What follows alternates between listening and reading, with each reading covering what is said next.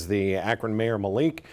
He's going to be presenting the first half-year crime statistics for the city of Akron. The last couple of years, they've seen crime numbers greatly improving in that city, mainly because of specified specialty operations that are being carried out. So let's take you live to the news conference. Every major category except sexual assault.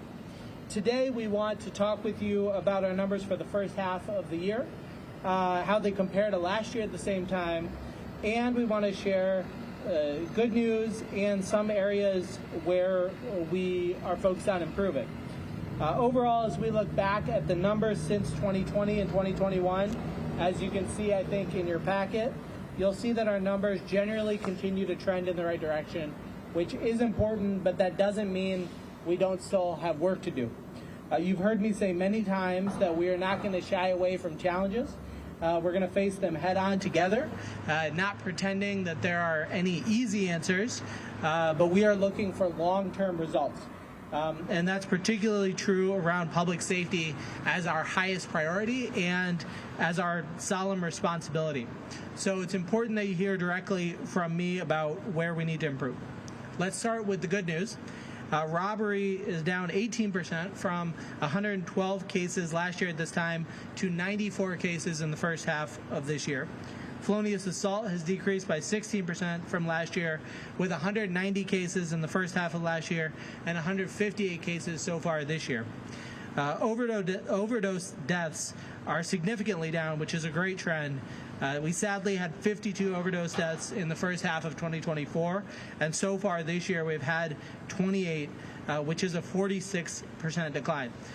We obviously hope to see that number at zero. I want to highlight before we go any further that while we are talking about the numbers, while I think that's important, that each incident represents a person's life, represents potentially a victim, and many other people who are impacted around them. So I don't want to focus on the numbers to avoid the fact that with each thing that we're talking about here, we're talking about real people, we're talking about real lives and real experiences, which is really at the heart of why I call this a solemn responsibility and our top priority. Breaking and entering cases are also down from 281 in the first half of last year to 245 so far this year. Auto theft is down significantly. In the first 6 months of 2024, we had 438 cases of auto theft. We're down to 318 cases, which is a 28% decline. Through the first half of the year, murders have remained at the same amount as last year, 12 murders in the first half of last year and 12 murders in the first half of 2025. Additionally, our number of shooting victims has continued to decline. In the first half of last year, we had 92 adult victims of shooting. Of those, 13 were fatal. So far this year, we've had 46 adult victims of a shooting, and 7 have been fatal. So we've also had 1 less fatal juvenile victim and 1 less non-fatal juvenile victim in the first half of the year. Overall calls for service have declined from 69,000 in the first half of last year to 66,000 in the first half of this year. These are all positive trends. These are all things we want to continue to build off of. We want to talk about a few areas in which we want to see some improvement. So we're seeing a slight increase, 1% in shootings and calls for shots fired from last year. We had 823 in the first half of 2024, and 829 in the first half of 2025. Shootings into habitation have increased from 72 last year to 88 in the first half of this year. Firearms-related offenses have gone from 238 in the first half of last year to 248 so far this year, a 4% increase. And we've continued to see this elevated level when it comes to sexual assault. In the first half of 2023, we had 153 instances of rape. That went down to 136 in the first half of last year. It's gone back up to 151 so far in the first half of 2025. This is, similar to the 2023 number, but it is a 12% increase from where we were last year. While robbery is down, burglary is up 14%. Robbery obviously reflects when a suspect robs a person, whereas burglary is breaking into a building to commit some kind of theft. Finally, our number of firearms recovered has dipped slightly at the beginning of this year. We had 541 firearms recovered by this point last year. We've had 380 so far this year, which is 30% decline. Chief Harding will speak more about that in a moment.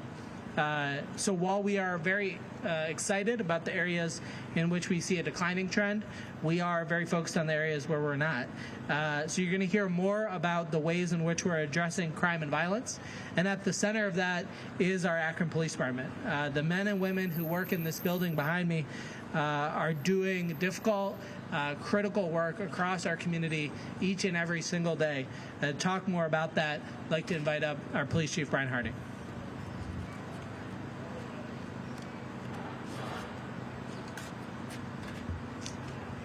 Good morning, everybody. Thank you, Mayor, very much for the intro. As the Mayor mentioned, quite happy with a lot of our crime numbers, but he also underscored the impact of what every crime means to our community and to our officers. A few things for me, I want to really focus on our gun violence reduction efforts. I know in the past we've talked about some of the work that our department does through partnerships, and I want to highlight a couple of those for a moment.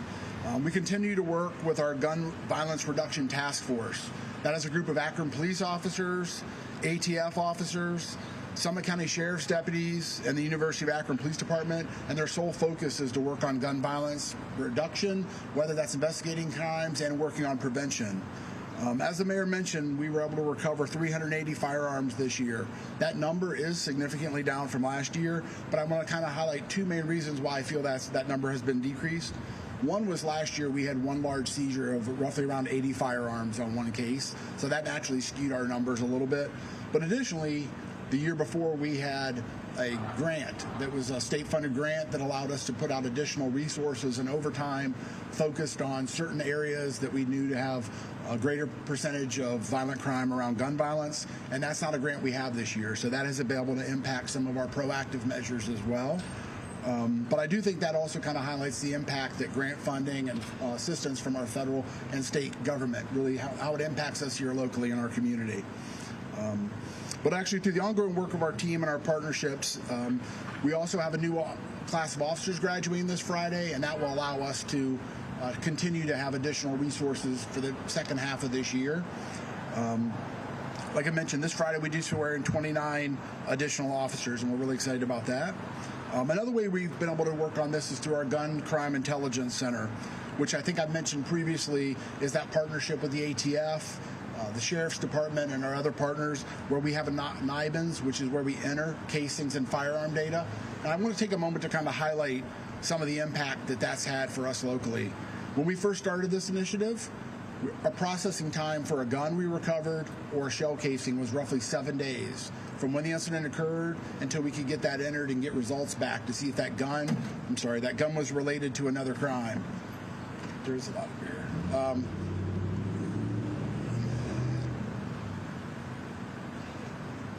right, bear with me there on that one. We've got that down to 3 days now. And where that means is recently, to highlight a case, we had a shooting at an occupied structure on Work Drive. Good luck. On Work Drive, where we were able to get those shell casings entered, develop a suspect, and proactively get a traffic stop on that person and find them with a gun, then link that gun to that case, ultimately resolving that case. That's kind of the impact that we can have by getting timely, quick intelligence and good information. So I'm really excited about the initiatives that we've had there. I also want to give a highlight on the July 7th, where we saw hundreds of primarily young people gathered at Mason CLC. We had shots begin to ring out, and 5 individuals were hit, and more than 10 were injured by fleeing vehicles. This is still an ongoing case, but we do have just a few updates.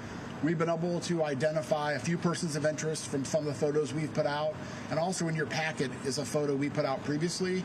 We still need the community's help identifying that person, but we have had some movement, but nothing imminent to announce on that, and it is an active investigation, so I can't really share a lot more on that. In addition to the ongoing work to get guns off the streets, identify weapons and suspects, and investigate specific incidents, we've been very intentional about our community engagement efforts. I know you've heard the mayor and I both talk about that repeatedly. Earlier this year, we added a 4th subdivision called Community Relations and Crime Prevention, and Deputy Chief Mike Miller is leading that division. We've really made it a priority to be visibly present in our community, really focused on the areas that are most impacted by crime. Last night was a prime example. I know I saw a few of you out there last night as well for National Night Out. That was a really excellent opportunity for our officers and our community to come together at all 10 wards in our city and kind of continue to develop relationships. We've also been working with our community partners, specifically Victim Assistance, Minority Behavioral Health Group, to ensure victims of violent crime do not feel forgotten and have access to resources and support they need to overcome trauma. As mentioned earlier, this Friday we have 29 recruits that will be graduating from our academy class and bolster our ranks. And we've done some really different and innovative things with our current academy class. And we're really excited about some of that. But to really highlight and talk about what's changed for us and what we've done different, I'd like to bring in Deputy Chief Miller, who's going to kind of talk about some of those efforts.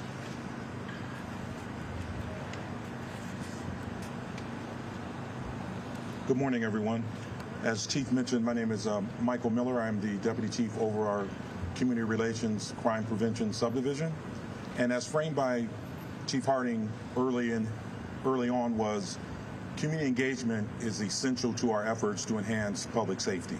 We've done some unique and exciting things in our community engagement efforts that included collaborating with not only our officers from all divisions within our agency, but also our community nonprofits, and bringing us all into a space where we can identify some of the needs and interests and take those steps together. So one of the first things that we did to enhance our community engagement efforts, and this was kind of birthed out of some recommendations from the community a year or two prior, was getting our academy cadets, the participants in our academy, out into the community, participating in community engagement sooner. So there was a program called Reverse Ride Along. One of our neighboring police agencies in Cleveland had a program like that, so we had some of our folks go meet with them, understand a little bit more about that. And essentially what that is we brought our cadets out of the academy classroom space into the community, meeting nonprofit community leaders, community members, citizens, in a sit-down conversation to kind of learn more about their perspective as cadets in their early tenure into their law enforcement journey, but also hearing sentiments and expressions of even gratitude or appreciation, but also concerns if there were any in that ride-along space. So it was a very robust conversation. It gave us a lot of takeaways that we can build upon, and we plan to expand that out by continuing our partnership with other nonprofits to really expand that program moving forward. The other unique opportunity, over the last couple of years, we've had some community town hall discussions, and that space is always provided to hear from community about things that matter to them, also give us an opportunity to express things and communicate initiatives that we've been a part of. But kind of what birthed out of that was, is that the best format, right? And we don't define what's best for community. We allow community to tell us, hey, how they would like to see that engagement, right? And so we partnered with Project Ujima, which is a local nonprofit here in the community in the city of Akron. And what they've done for us is they have organized and facilitated peace circles. Those peace circles are designed to, it's sacred, it's confidential, there's rules of engagement, if you will, but really we brought members of our clergy and or our police officers from different units within the police department in a circle to have discussion around things that matter uniquely to community. And out of that came a real sense of gratitude from us and also the other community participants, because they were able to hear for the first real time perspectives from police officers, right? There are a lot of narratives that have been out there and different things that would tend to divide a community, but this was a real opportunity at the grassroots level to hear from community in real time and from community to hear from our officers. We found that to be extremely beneficial, and almost every participant walked away with highlights and gratitude and participate for their participation in that role. We plan to continue those style communications to the extent that there's interest from the community to do that. Project Ujima was essential in that, and they were an excellent community partner in that space. Community engagement, again, is going to continue to be a primary focus for us. We plan in the future to look for other unique opportunities and ways to engage the community, including opportunities to meet community where they're at. Doesn't have to be always on our terms, but meet community where they're at, really get to hear and learn and hear from them. And really, the goal is to build relationships and strengthen trust and partnerships in the community. That includes conversation with mentoring agencies in our community, and we want to continue to explore those opportunities so that it enhances our community engagement efforts. So those are just a few things that we've done here recently. We're excited for those experiences, and we look forward to expounding on and extending those opportunities outward. I'll turn it back over at this time to the mayor. Thank you, Deputy Chief Miller. He and I are different heights. I'm trying not to break this. All right. I really just want to thank both Chief Harding and Deputy Chief Miller for the work that they're talking about. Like I said, it represents the work that hundreds of folks do every day when they get up and begin their shifts. And yesterday was a great example. Many of you were out at National Night Out. It's a whole lot of fun, but often allows us all to kind of see past our titles or uniforms and focus on our shared humanity. And so it means a lot to me. I know both Chief and I were at the Dialogue Circle on Monday that Project Ujima had. And again, another way of creating space to focus on our shared humanity and take some time to dig into issues rather than just the kind of sound bites or sometimes when we're in our own echo chamber. I want to take a second before we move on and talk about recently we have seen violence against law enforcement in a number of situations. We saw the ambush and the murder of Officer Philip Wagner right here in Northeast Ohio in Lorain. We saw the murder of Officer Dadar al-Islam in Manhattan, in the shooting that happened in Midtown. And we've seen other incidents. And last week, obviously, the funeral of Officer Wagner happened up in Cleveland. And I think it's important to just take a moment and both honor the sacrifice of those officers and other officers who have been injured or wounded in acts of violence, but also to note that it underscores the dangers that officers face each day, again, when they begin their shift. And also then the fear that family members have, right, when they're going through their day and they're hoping their loved one's going to come back home. And so I think it's important that we condemn that violence, just as we condemn all violence in our community, no matter who is perpetrating it. All violence deserves to be condemned, and we have to work around accountability, as Chief talked about with regard to gun violence. So I also want to take a moment here and invite up our Summit County Prosecutor, Elliot Volkovich. As Chief Harding mentioned, we have a variety of partners who are working with us around gun violence. And one of the key pieces that we're focused around is accountability, right? So when someone is perpetrating violence, they need to be held accountable for that conduct. Again, no matter who they are, they need to be held accountable. And so Elliot's office is a key piece of the partnership in that. I want to invite up County Prosecutor Elliot Volkovich. Good morning, everyone. Thank you, Mayor Malik. Thank you, Chief Harding, Deputy Chief Miller. Thanks for taking a few minutes on this beautiful day here in downtown Akron. In echoing the mayor's findings through statistics, we are finding the same thing at the countywide level. If we compare the first 8 months of this year to the first 8 months of last year, we have seen a 10% decrease in the number of cases sent to our office for prosecution. But while we are seeing a decrease in the number of cases sent to us, we are seeing increase in our successful prosecution of the most serious cases. When I took over here about, a little over a year now, we refocused our office. We created a major trial unit dedicated to focusing on the most serious crimes. We have also developed subject matter expertise in our areas to make sure that we are at the forefront of every cutting-edge technology. But what we've seen now is when we look at our mandatory time convictions for firearm offenses, our resolution successful prosecutions are up 15% in that same 8-month period. We are also fighting more at trial. We have tried 15 cases in the first 8 months of this year involving serious cases. That's up from 6 from last year.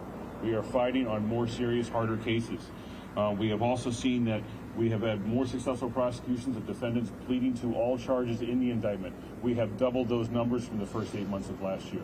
What we are focusing on our office is finding the most difficult cases and prosecuting them to the fullest extent of the law. We just wrapped up a successful prosecution for a shooting that occurred in August 2023 in Pine Knolls Drive. Those 4 defendants received a combined 45 years in prison.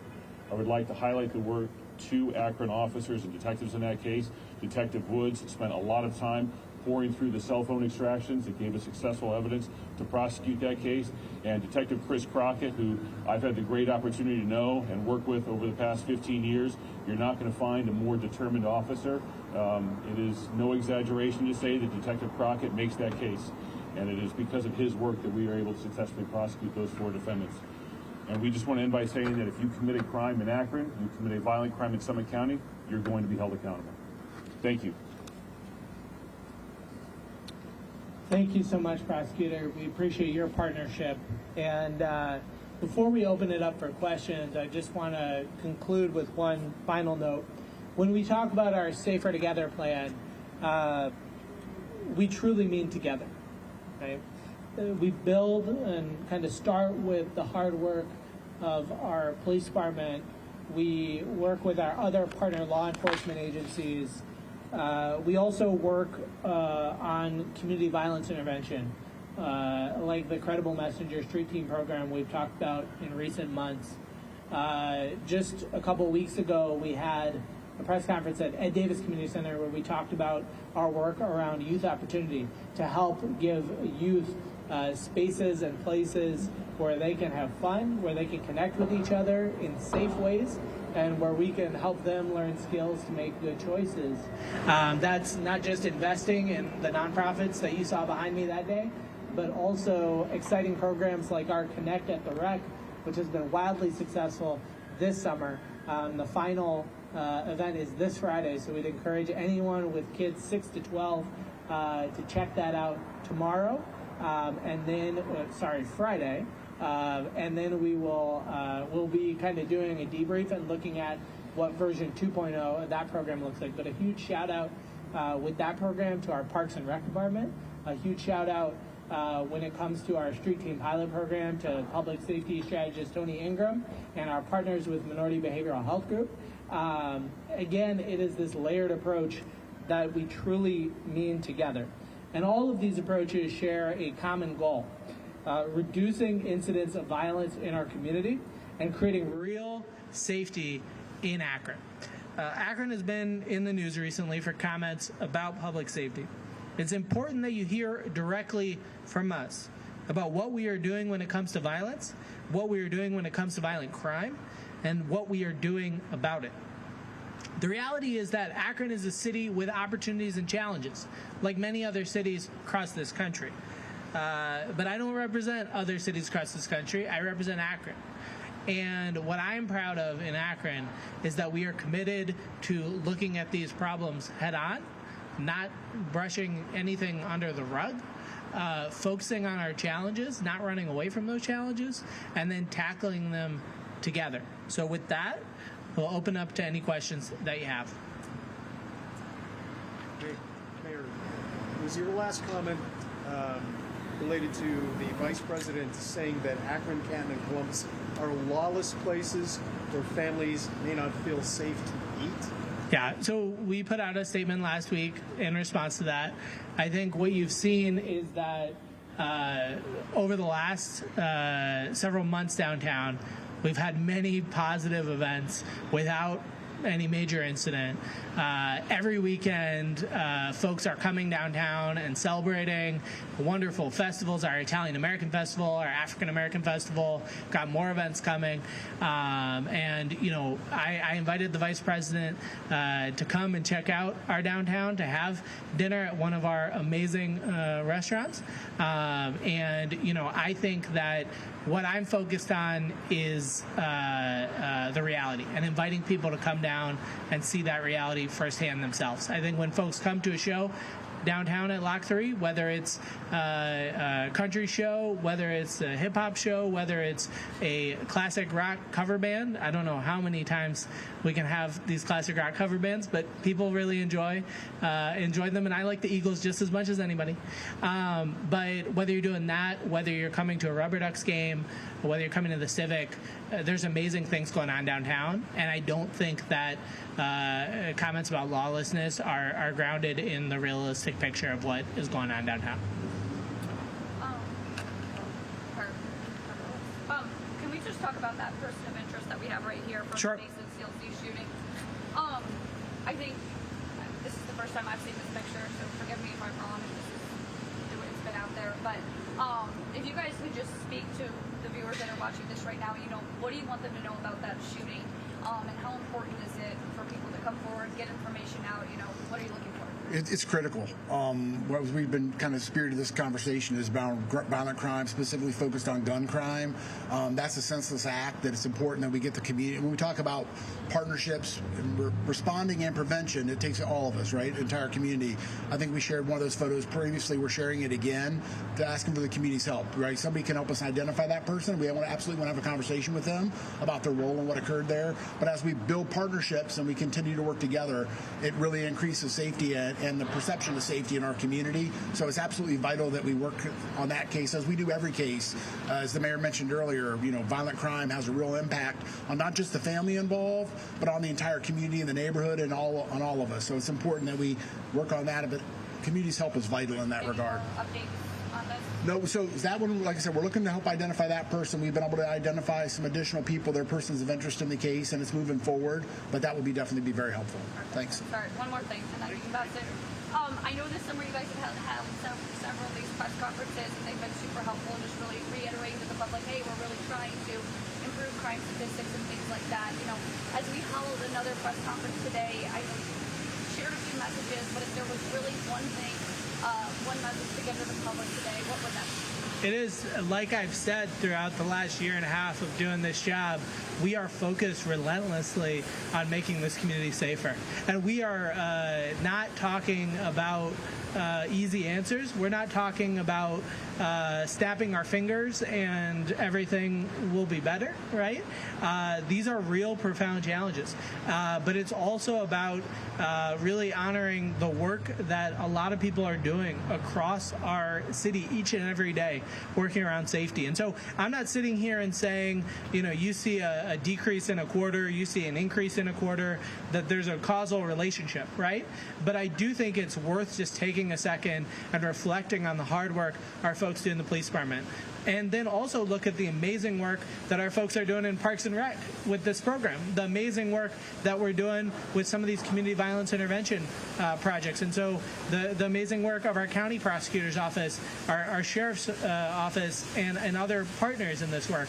And so what I'm trying to send a message is that safety is our top priority, and that can mean a lot of different things. Sometimes it can mean street cleaning, but no, it can mean an awful lot of things, and we're here to talk about all the different layers that we are putting together. And again, not claiming that that's going to change things overnight, not hiding away from the bad stuff, but we are in this focused on it together. Has your team reached out to the Vice President's team to extend that invitation to them directly to come down to Akron, and if so, did they accept it? We did when the Vice President was here, but that was a event that was already in progress. I want to shout out the work that our police department and our fire department did in supporting the Vice President's visit when he was here. But the Vice President's an Ohioan, so we look forward to trying to make that happen in the future. When you're looking at, I know you. Sorry. It's okay. It's fine. What has been working? And you're seeing these statistics, some of them drop. I know that's not the whole picture, but what has been working? Well, again, I'm not going to go into causation, but I'd invite the chief and the prosecutor if they'd like to speak to that. Can you restate the question, please? Yeah, so I think your question was around what do we think is kind of making the difference, what's working. I think it's a layered approach. I think it's the community outreach from our officers. We have a really dedicated team of officers coming every day, extremely focused on making a difference in the people we serve every day. And maybe I didn't mention earlier, but I really want to give a shout out to them. And we take this very seriously. But as that Deputy Chief Miller mentioned, it's also the entire community, right? As we talk about those proactive engagement on the front end, as we talk about building partnerships with the community, as we talk about building partnerships with our federal partners and other law enforcement agencies, partnerships with our prosecutors' offices, both federally, locally, and in the county. It takes everybody. You know, violent crime and crime in general is really a community issue, and we really are uber focused on that. We do pay attention to the stats. Look for trends. I know we talked about the last year and a half, but if you go back to 22, 23, we've seen a really significant decrease across the country and here locally in that. But really, to me, it's about partnerships and developing relationships. Can I ask about the overdose deaths? Yeah, sure. Do you think that that's following the national trend? I know the overdose deaths have been down nationally, or is there anything in particular that you think has made a difference there? They are. I think there's a lot of help with some mental health resources, the scout team associated with that. I think additional presence of Narcan, both with officers and our fire paramedics, additional resources at the hospital. And again, it's a community thing. Even in community centers, and people that are in that lifestyle have the ability to get some of that medicine that's going to help them as well. So I think kind of some of the changes, that eliminating some of the stigma around, you know, seeking treatment and help. We have a quick response team that is a co-location where we'll go out and follow up on overdose deaths with a mental health clinician as well, and try to get people into services. Thanks, Chief. You want to add? You know, I think from the prosecutor's office perspective, in regards to what do we think is working or what are we trying to do, you know, the statistic I actually probably look at most is how many cases we're taking to trial. There are hard cases, there are difficult cases, there are shooting cases. There's one where witnesses cooperate, then they don't cooperate. There's ones where the witness's statement is one thing one day, one thing another day. And the stance our office has taken is we're going to try those hard cases. Yeah, we're not going to win them all, but we're going to fight for them. And we're going to make you answer for your actions. Chief, 29 in the class that graduates Friday, is that right? Correct, yes. That seems a very good number for police academies these days. With that, can you tell us where your manpower is versus what's budgeted? Yeah, so your question was specifically around the size of the class being 29, how that's kind of impact us there and kind of where we're at budget-wise. When they hit the street, we'll be roughly around 458, 460. Our high strength is 488. Actually, behind here, some of our recruiters have done an excellent job. We have another list, so we'll start interviews hopefully here soon for an additional class. But I think people are excited about law enforcement, excited for the opportunity to serve our community. We have a great team. We work hard on developing and recruiting locally, and that's kind of shown them that success. We had a large class in the past, and we're extremely excited to have 29 hit the streets next week. I think that makes a huge impact on the morale of our officers. It makes a huge impact on our ability to proactively prevent crime, to make sure that we're in neighborhoods that are most impacted, and we continue to develop those relationships. So. For you, Chief. There's a lot up here. Go ahead. All right, Chief. To piggyback on that question, a lot of the trend that we're seeing right now is, we attend a lot of events, and the events themselves are very safe. They're very heavily patrolled. What we're seeing as incidents take place are in neighborhoods, and they're in parking lots outside the events, if you use the Summit County Fair as an example, right? So I guess the main question is, from a funding standpoint, how do we increase patrols and patrol cars out on the streets to be in those neighborhoods, like you said, to proactively handle these situations? You know, knowing that there's a group of teens gathered at after midnight in a parking lot doesn't seem like a normal behavior we would just allow to take place. So how do we get ahead of that? So I think there's a lot of parts to your question there. You're talking specifically, I keep asking me to restate the question, so I'll keep trying my best. You're asking about how we do a better job or how we work together around juveniles specifically, not just locally, but in the entire community, especially after hours. So in Akron, we do have a curfew at 11, so we can work on that. But I think, there's no way to have a police officer everywhere. It's a community issue, right? We do keep track of our stats, where crime is, and look at those locations. We also just don't work in silos. Our partnerships here, our partnerships in the community about creating, the mayor mentioned earlier, about the Youth Success Summit, creating opportunities for our youth to have other activities, to keep them engaged, keep them busy, job opportunities and others. So I think it's a multi-layered approach. We have seen an increase. have seen improvements in those numbers, but there's always work to do. So we're not going to shy away from national best practices and local best practices in that regard. But creating opportunity means is a big issue, and community collaboration and cooperation when we do have concerns. But if people have a concern, specifically call us. I mean, our calls are down. We respond to a lot of calls, but we're absolutely, give us a call. We'll come out and take a look at what's going on. Yeah, wondering if you can help me understand some of the stats here. For the overdose deaths, what drugs are you seeing now for this year's what you're seeing? And then I'm wondering also if you could help me understand the firearms recovered. So that's down. Is that a good thing or a bad thing? Wow, great question. So two things. You asked about some of the drugs that we're seeing, and you around overdose deaths, and you asked is it good or bad that guns are down. Overdose deaths, we continue to see a lot of heroin, fentanyl, carfentanil, some other opioid mixes that are synthetic drugs, or seem to be the bigger issues, and that's a real concern because of how strong they are and how a small amount can make an impact. So no different nationally, you'll see that across the country. Gun seizures down. I guess you could look at it from two different lenses. You can look at it from that means there's less guns in the community, or you could look at it from the lens that we just need to make sure that we're doing proactively getting those guns off the street. I think it's a little too early to tell, if you want my opinion on it today, but we are extremely focused on making sure we're working collaboratively to get guns off the street. You guys have like a quota or anything? No, we have no quotas anywhere across the board. No, not at all. Nope. Any other questions?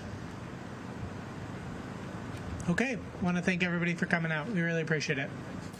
Dan DeRosa with 19 News. As the mayor of Akron, the police chief, and the prosecutor of Summit County finish up sort of their halfway point, halfway through the year, looking at statistics.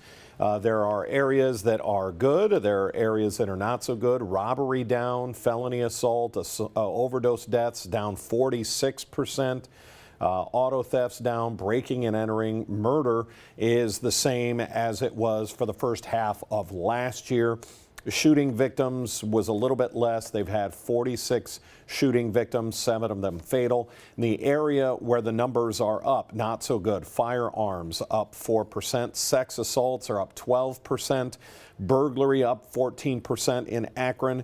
And firearms recovered actually down 30% from the half year last year, the first half of last year. But as you heard the chief say, that part of that is skewed. They had an unusually large bust in the first half of last year where they took 80 guns off of one case. So you can see where that's going to make a difference. Our Katie Tursek is down there, reporter Katie Tursek. She'll have a complete wrap up on this story and all things Akron in our evening newscast. Our 11 o'clock news just 10 minutes away on Cleveland's 43. Then our noon news on Channel 19, where you can get our first alert weather. A little bit of a chance of rain today, so check that out. Until then, I'm Dan DeRosa with 19 News. Have a good afternoon.